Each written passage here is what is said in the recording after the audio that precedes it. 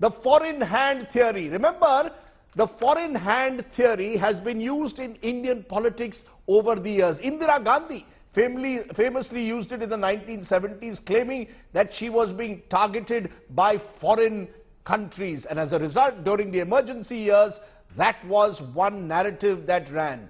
Now, the narrative has returned.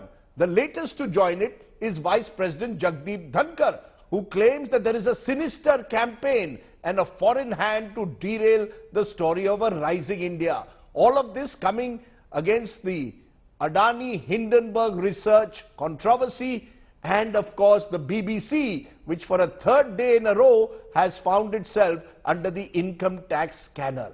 The question of course is the Modi government using the likes of Mr. Dhankar to send out a message, or is there reason to believe that the Modi government is being targeted in a year where India has the G20 presidency? Take a look at this report and then we'll come to our talking point.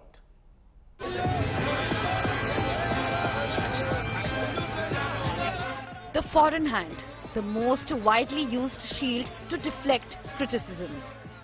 From the BBC documentary critical of Prime Minister Narendra Modi to the Hindenburg research report accusing the Adani Group of stock manipulation, voices from the government, BJP and even the business house has pointed to the invisible foreign hand. The latest to join the bandwagon is Vice President Jagdeep Dhankar. Now, even India is on the rise. Sinister designs are there to set afloat a narrative by free fall of information. We have to be alert. This is another way of invasion. We have to boldly neutralize it. Speaking to Indian Information Services officers in Delhi, Dhankar cited the weapons of mass destruction allegation levelled at Saddam Hussein to justify his charge.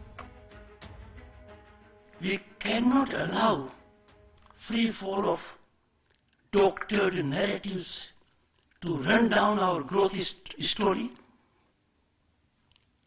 on so-called reputations.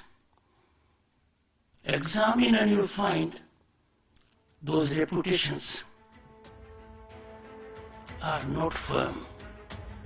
Dhankar's remarks follow similar comments by constitutional authorities and party spokesperson. This is the time when India has assumed G20 presidency. Why this particular time has been chosen to bring out this scurrilous material? India is simply not capable of preserving its freedom. So when these comments come from people like this, then one has to take it with a pinch of salt.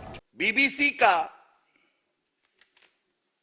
जो इतिहास है कलंकित काला द्वेष भावना से भारत के खिलाफ कार्य करने का रहा है। बीबीसी के अगर कृत्य देखें, जिसके उदाहरण मैं आपके समक्ष अभी पेश करूंगा, तो ये पूरे विश्व की सबसे भ्रष्ट बकवास कॉरपोरेशन हो गई है। The foreign hand became the shield in the Hindenburg saga as well. The Adani Group had first issued a statement calling the charges a calculated attack targeting the India growth story. The Swadeshi Jagran Manch and RSS wing saw a Chinese hand behind the report. Whenever there is something, we would always be, try to see who is going to gain out of it. China is the biggest beneficiary. Adani is giving good run to China everywhere. In case of ports, in case of solar panel production, in case of semiconductors, in every field.